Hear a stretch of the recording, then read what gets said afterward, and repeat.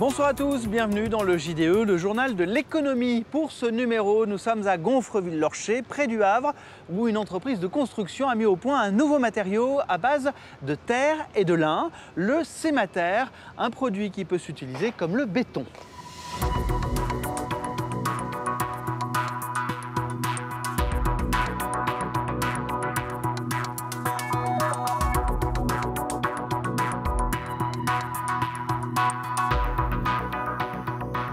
Le Cemater a été conçu par la PME havraise Lefebvre Industrie à partir de 2008.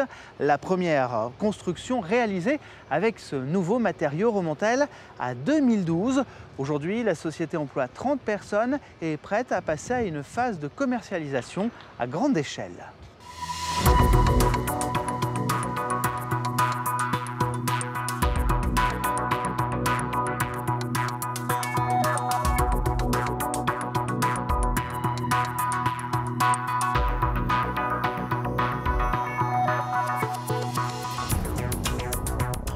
Et pour en savoir plus, je rejoins Alain Lefebvre, le PDG de l'entreprise et l'homme qui est à l'origine de cette invention. Bonsoir. Bonsoir. D'où vient cette idée et quels sont les éléments qui entrent dans la composition de ce Cemater? L'idée, donc, elle est simple. J'ai beaucoup observé la construction des routes où je me suis aperçu qu'on utilisait les terres du site, que ces terres donc, étaient mélangées à de la chaux et du ciment. Et une fois compactées, donc, ces terres devenaient très dures. Et c'est là que je me suis dit que ce qu'on pouvait construire, ce qu'on pouvait faire à l'horizontale, on pouvait faire à la verticale. Après, donc, le matériau Cemater, il est simple. On utilise tout d'abord du limon argileux, que l'on trouve un petit peu partout dans toutes les régions de France, du ciment, de la chaux. On utilise donc du lin comme liant. Et après, donc, ce qu'on utilise aussi, c'est du granulat de béton recyclé. Je le disais à l'instant, vous êtes prêt à passer à une nouvelle étape de développement des ventes. De quelle manière? L'idée de départ, c'était je construis avec les terres du site. On s'est dit qu'il fallait qu'on touche un grand nombre d'entreprises qui soient susceptibles de l'utiliser. Le plus compliqué dans ce matériau, c'est sa fabrication. Ce n'est pas sa mise en œuvre, puisque sa mise en œuvre, elle nécessite les mêmes compétences que celles du béton. Nous avons besoin d'un partenaire, d'un industriel, entre autres un cimentier qui aujourd'hui distribue le béton sur tous les chantiers de construction. Et ce que l'on aimerait, c'est que cet industriel commercialise et distribue le Cemater comme on distribue du béton.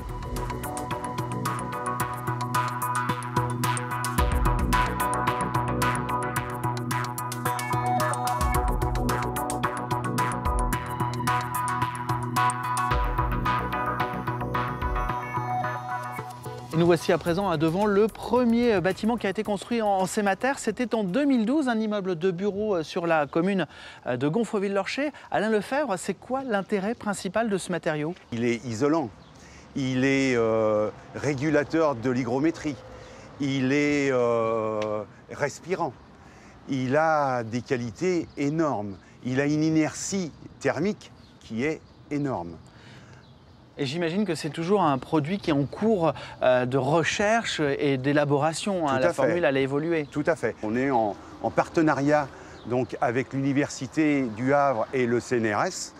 Et donc là, sur ce programme, nous avons donc 3 chercheurs qui travaillent sur le matériau. Alain Lefebvre, merci de nous avoir reçus ce soir. Passons à présent en revue le reste de l'actualité économique dans notre région, sans oublier l'offre d'emploi de la semaine. Les brèves de l'écho, c'est parti.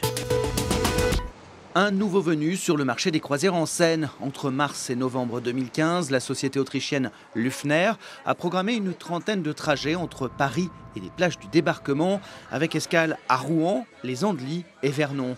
La compagnie vise une clientèle haut de gamme, de quoi assurer de nouvelles recettes touristiques à notre région. Pôle emploi Rouen-Saint-Sever recherche 14 conseillères, clientèle à distance pour le compte de la société Acticall à Petit-Couronne. Expérience de 6 mois et bac+2 ou équivalent dans le commerce exigé. Tous les détails sur notre site internet. Pour le portrait d'entreprise de cette semaine, direction Rouen, où un jeune chef d'entreprise, il n'a même pas 30 ans, connaît le succès avec sa marque de sacs en cuir rétro lancée il y a 4 ans. Notre grande fan de mode, Béatrice Rabel et Hervé Colosio, l'ont rencontré. Reportage. Il saisit ses créations sous toutes les coutures. Sac à main, sac à dos, sac de voyage, tous en cuir, tous rétro et vintage. C'est d'ailleurs sa marque de fabrique. À 27 ans, Florent Poirier est à la tête d'une petite entreprise qui défie la crise. Il développe chaque semaine un nouveau modèle et ça cartonne. Son chiffre d'affaires a triplé en 2 ans pour atteindre aujourd'hui 3 millions d'euros. Vous touchez à l'affect.